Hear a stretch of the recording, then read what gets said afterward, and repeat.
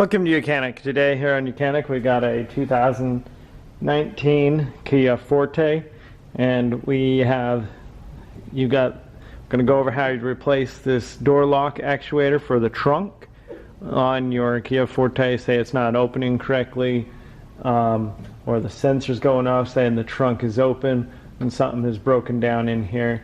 You're just going to replace the whole thing, right? So this is the cable here that releases it when you pull the cable just inside the door to open it, and then this is a manual release. If you were in the trunk or can get access to the trunk, you can manually unlock the trunk with this switch, right?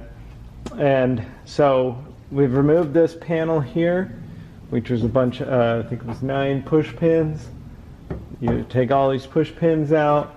There was 2 screws here that hold a handle that you use to pull your trunk down. So with that removed, and then you pull that little fabric piece off, then you've got this cable that you just need to push that way. And then you see this little round ball, you just need to bring it this way and undo it. And then we've got an electrical connector here that we would press and pull down to unhook, and then we got 2 number 10 size bolts to undo.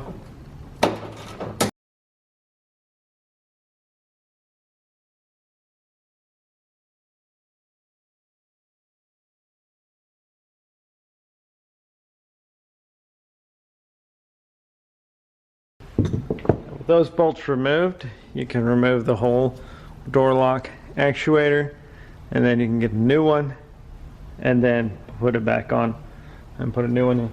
So in the reverse order,